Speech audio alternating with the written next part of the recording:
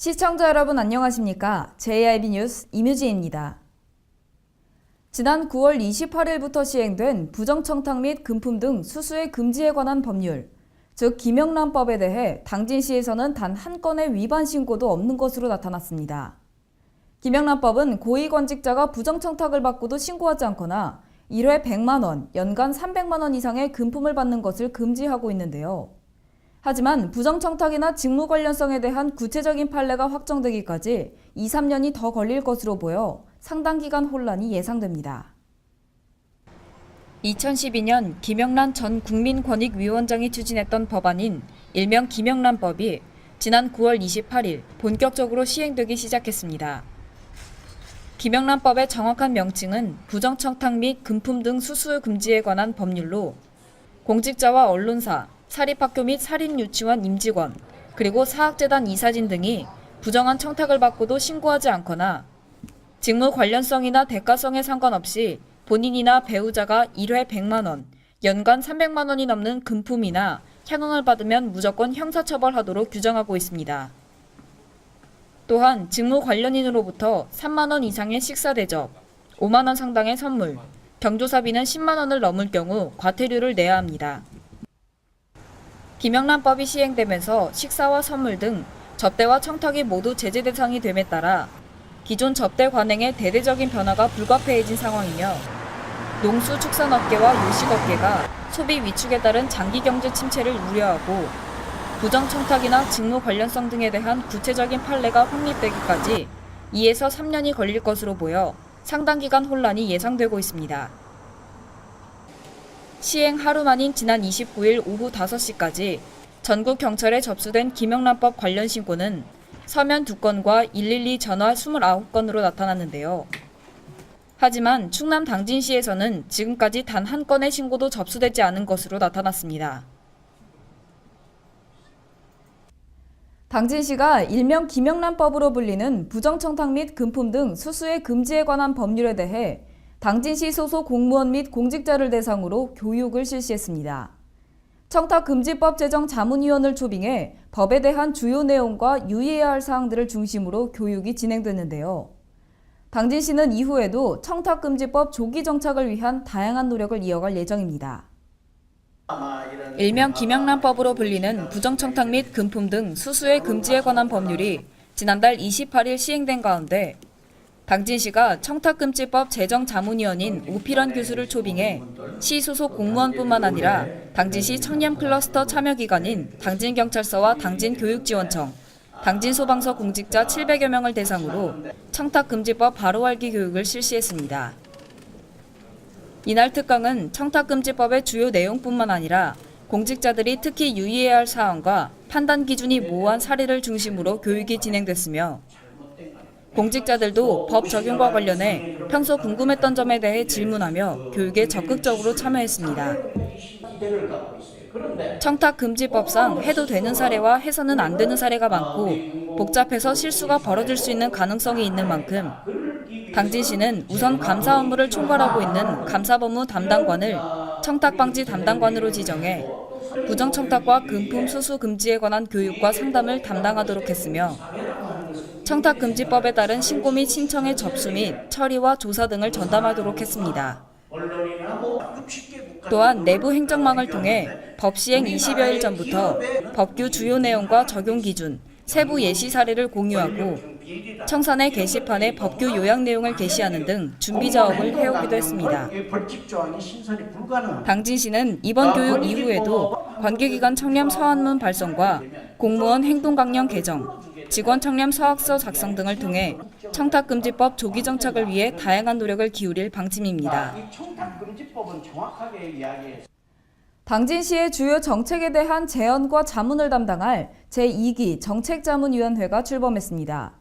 제2기 정책자문위원회는 총 6개 분과 66명으로 구성됐고 이 중 7명은 신규 위촉됐는데요. 자문위원들은 2년간의 임기 동안 당진시의 비전과 전략 수립에 관한 사항들을 비롯해 주요 정책에 관한 의견 수렴과 발전 전략들에 대해 자문하게 됩니다. 당진시의 주요 정책에 대한 제언과 자문을 담당하게 될 제2기 정책자문위원회가 위촉신과 간담회를 갖고 출범해 본격적인 활동의 시작을 알렸습니다. 제2기 정책자문위원회는 자치행정분과 10명과 도시환경분과 12명, 교육문화분과 12명 등 총 6개 분과의 66명으로 구성됐으며 농축산분과 강사용 농민회 충남도연맹 부의장이 1기에 이어 이번 2기에도 정책자문위원장으로 선출됐고 경제학만 분야의 최미순 세안대 교수가 부위원장에 선출됐습니다.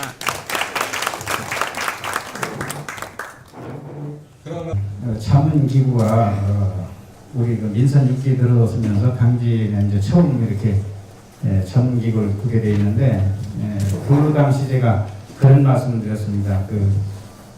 그냥 형식적인 기구가 아닌 실제 시정에 좀 도움이 되는 그런 기구가 되었으면 했고 또 그렇게 요구를 했었습니다. 그런데 여러분도 다 아시겠지만 그 자문기구라는 우리 기구가 제대로 역할도 못했지만 회의가 너무 좀 없었다라는 말씀 좀 드리고 싶고 전체 회의를 못하더라도 각 분과별로 이렇게 회의를 자주 해서 시장님의 시정을 운영하시는데 좀 시민들이나 아니면은 우리 당진 전체적인 정책을 좀 자문기구에서 많이 도움 좀 주시고 또 많은 정책을 개발했으면은 그런 마음에서 분과회의라도 좀 자주 했으면 좋겠다라는 이런 말씀드리고 여러분들 후반기까지 이렇게 제가 위원장을 맡겨주셔서 대단히 고맙고 또 더 어깨가 무거운 것 같습니다. 여러분 감사합니다.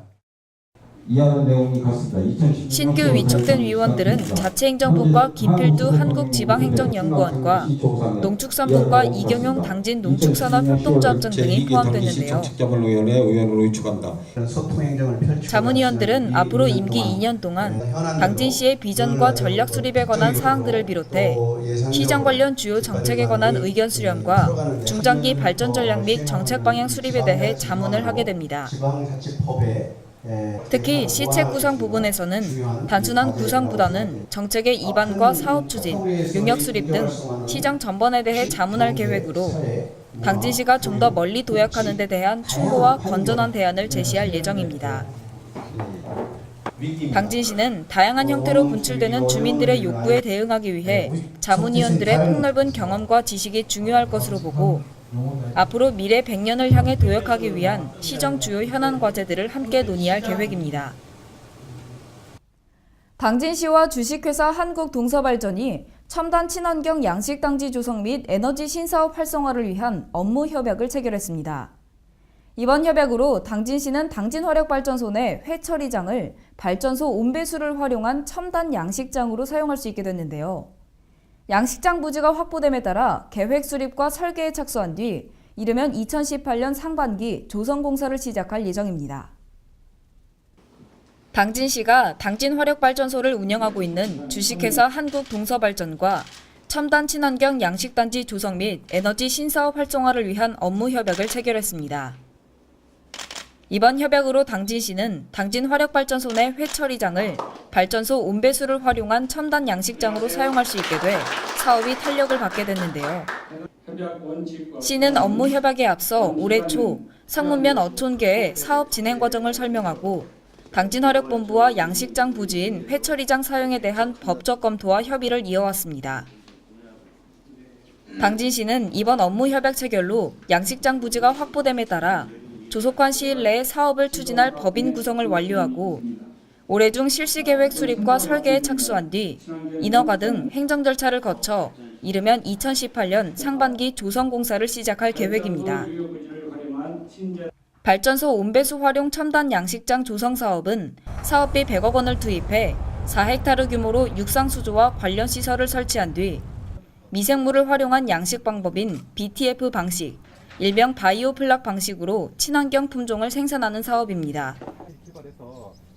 이날 협약에 따라 한국동서발전은 시가 추진하는 온배수열 활용 친환경 양식단지 조성에 협력키로 했으며 당진시는 한국동서발전이 추진하는 에너지 사업과 신재생 에너지 개발 시험 사업 등을 적극 지원하기로 했습니다.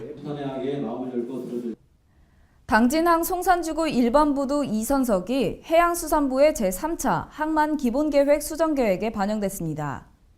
항만을 개발하기 위해서는 반드시 국가계획인 항만 기본계획에 반영돼야 하는데요.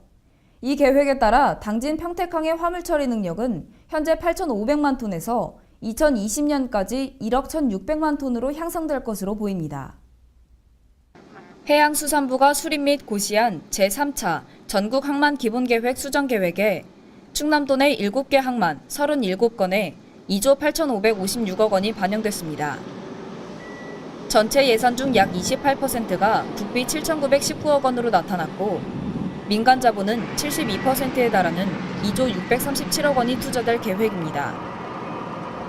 해양수산부는 2011년 7월 수립한 2011년부터 2020년까지의 제3차 전국 항만 기본계획에 대해 국내외 해운항만 여건 변화를 반영해 항만 기본계획 타당성을 재검토했고 여기에 당진항 송산지구 일반부두 2선석이 해양수산부의 제3차 항만 기본계획 수정계획에 반영되면서 3차 항만 기본계획 수정계획에 따라 당진 평택항은 2020년까지 2만 톤급 잡화부두 등 15선석이 증가하게 되며 항만의 화물 처리 능력은 3천만 톤이 증가하게 돼 현재 8,500만 톤에서 1억 1,600만 톤으로 향상될 것으로 예상됩니다.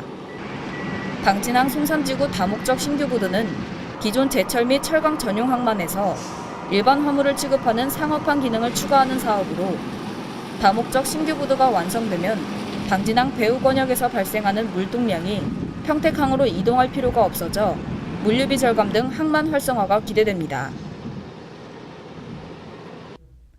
당진시 송화급 한진리 주민들이 한국 USG 보랄 당진 공장 증설에 반대하고 나섰습니다. 주민들은 지역 환경오염 심화를 우려하며 공장 앞에서 집회를 열고 공장 증설 중단을 요구하고 있는데요. 지역 주민들은 업체가 공사 중단을 수용할 때까지 주민들과 함께 계속해서 투쟁할 것이라고 밝혔습니다. 당진시 송화급 한진리 주민들이 한국 USG 보랄 당진 공장 증설에 반대하는 목소리를 높이며 열흘 넘게 주민들은 공장 앞에서 집회를 열고 공장 증설을 용납할 수 없다며 공사 중단을 요구하고 있습니다.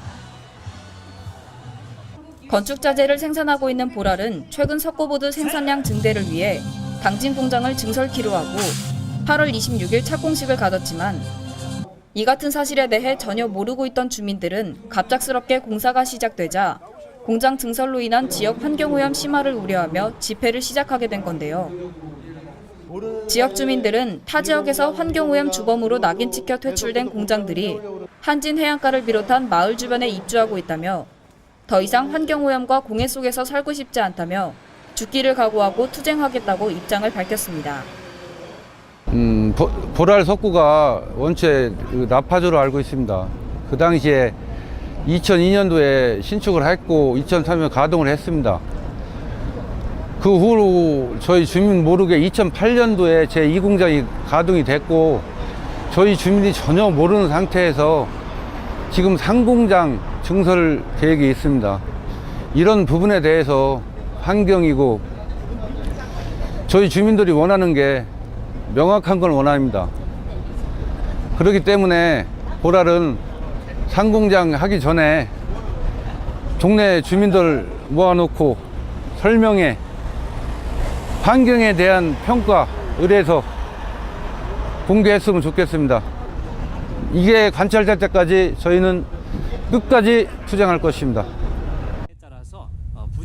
보랄의 이번 당진 공장이 신설되면 당진 석고보드 공장의 연간 생산 능력은 기존 7천만 제곱미터에서 1억 만 제곱미터로 증대, 약 43% 향상될 예정이며 보랄 측은 이번 증설되는 공장은 정상 운영까지 약 18개월에서 24개월가량 소요될 것으로 예상하고 있습니다.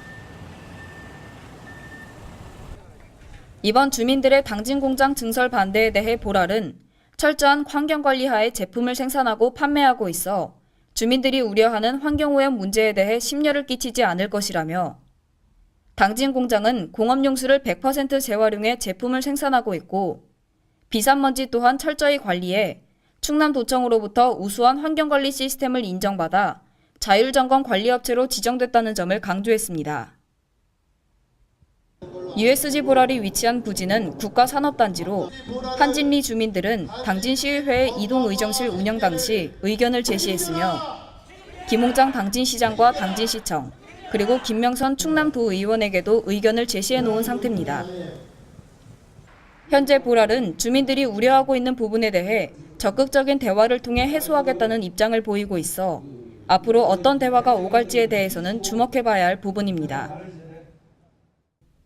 지난 20일 신평면을 시작으로 한 당진시의회 14개 읍면동 이동의정실이 30일 성문면을 끝으로 마무리됐습니다. 이동의정실 중 주로 논의됐던 사안들은 축사 신개축에 관한 악취 문제, 쌀 수매 및 쌀값 현실화 등이었는데요. 당진시의회는 현장에서 직접 시민들의 목소리를 들은 만큼 향후 건의사항을 해결할 수 있도록 적극 노력하겠다고 입장을 밝혔습니다. 당진시의회의 이동의정실이 지난 20일 신평면을 시작으로 14개 읍면동 순회를 마친 뒤 30일 성문면을 끝으로 마무리됐습니다. 이번 이동의정실은 그 기간 동안 각 지역에서 많은 시민들을 만나고 충분한 대화의 시간을 가졌으며 지역 현안 과제 및 건의사항 등을 시민들과 자연스러운 분위기 속에서 격이 없는 대화로 진행돼 서로 공감하고 소통할 수 있었던 계기를 만들었습니다. 이동의정실 운영 중 논의됐던 200여 건의 주민 불편사항 중 많이 건의됐던 사항을 살펴보면 가축 매몰 지역 수지로염과 축사 신개축에 따른 악취 문제, 원도심 발전 방안 및 도시계획 정비 등이 논의됐으며 최근 쌀 소비가 급격하게 줄고 있는 가운데 쌀 수매 및 쌀값 현실화에 대한 논의도 진행됐습니다. 당진시의회는 이런 건의된 내용들을 종합적으로 검토한 후 비예산과 시급성 등으로 나눠 집행부에 적극 반영하도록 하고 그 결과를 건의자에게 알리는 등 건의사항이 완료될 때까지 조치를 철저히 하기로 했습니다. 당진시의회는 또한 이번 이동의정실 운영은 시민들이 생각하는 현장의 생생한 목소리를 들을 수 있었던 시간인 만큼 그 건의사항들을 시정에 반영하도록 최선의 노력을 기울일 것이며 향후 건의사항이 해결되도록 해 시민들이 행정에 대한 만족을 느낄 수 있도록 적극적으로 대처할 것이라고 밝혔습니다.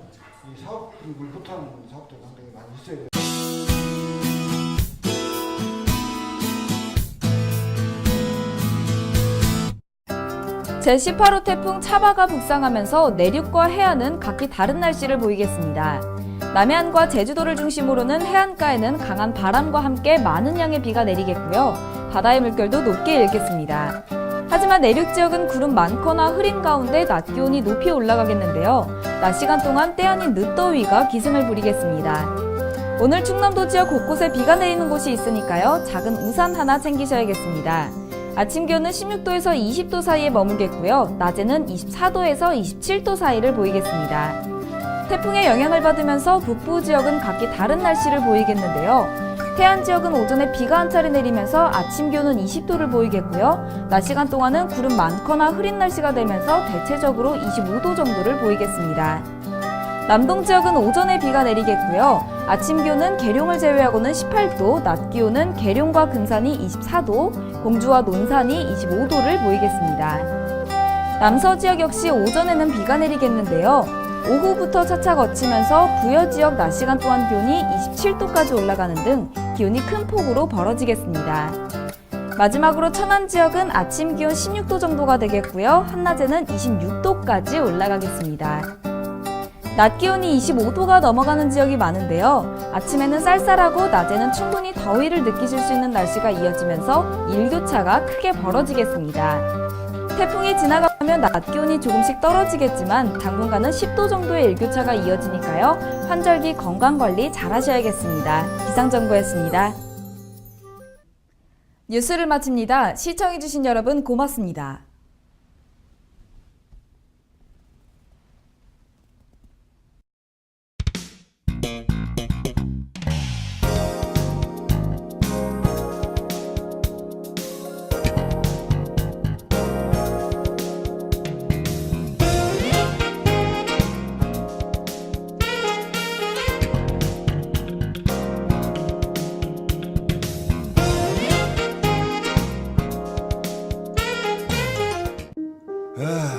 다리 퉁퉁 붓고 허리가 굽어가도 아버지는 그래도 되는 줄 알았습니다.